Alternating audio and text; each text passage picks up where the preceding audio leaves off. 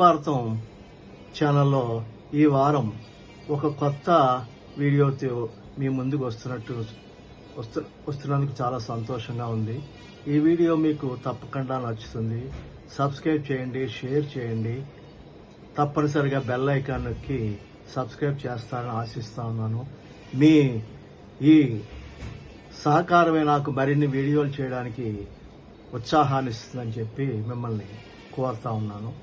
అయితే 2024 పూణే పోష్ car crash అనేది 2024 మేలో మహారాష్ట్రలోని పూణేలో జరిగిన అతి పెద్ద వివాదాస్పదమైనటువంటి ఒక రోడ్డు ప్రమాదం కేసు. ఈ కేసు దేశవ్యాప్తంగా చర్చకు వచ్చింది. ఎందుకంటే ఇందులో ఒక ధనిక కుటుంబం, మైనర్ డ్రైవర్, మద్యం సేవించడం మరియు విఐపి ట్రీట్మెంట్ ఆ డ్రైవర్కి ఇచ్చినటువంటి ఆరోపణలు ప్రస్ఫుటంగా కనబడుతుంది. అసలు ఏం జరిగింది? 2024 మే 19 అర్ధరాత్రి సమయంలో 17 ఏళ్ల బాలుడు ఒక లగ్జరీ పోష్ టేయాన్ కారును చాలా వేగంగా నడిపాడు. అతను మద్యం సేవించాడని ఆరోపణలు వచ్చాయి. కారు ఒక బైక్ను ఢీ కొట్టడంతో ఐటీ ఉద్యోగులు అనేష్ ఆవదియా మరియు అశ్విని కోస్టా అక్కడికక్కడే మరణించారు. వీరిద్దరూ కూడా ఐటీ ఉద్యోగులు.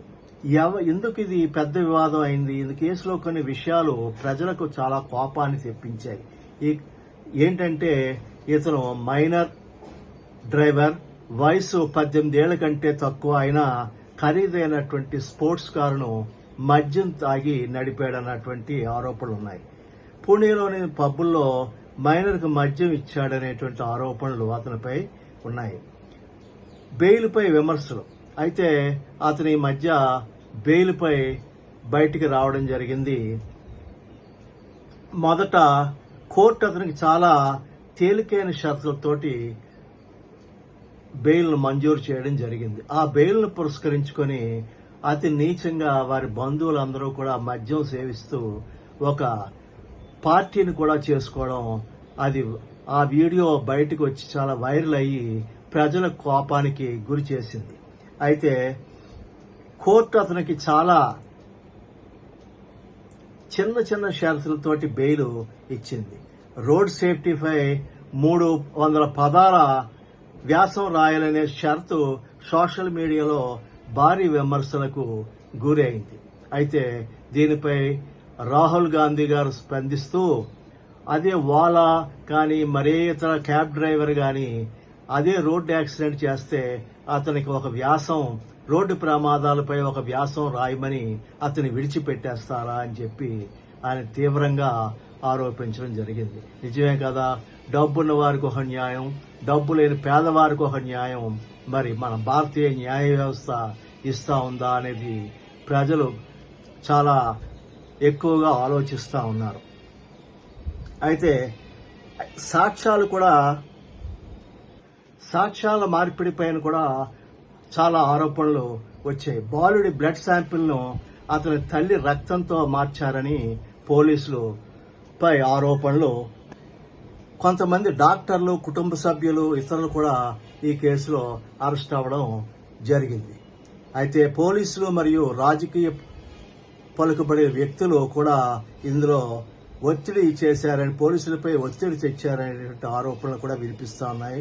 కేసులో ధనిక కుటుంబ ప్రభావం చాలా ఎక్కువగా ఉందని కూడా ఆరోపణలు ఉన్నాయి. పోలీస్ స్టేషన్కు ఒక రాజకీయ నాయకుడు కూడా వెళ్లడంపై ప్రజలు పలు అనుమానాలు వ్యక్తం చేస్తున్నారు.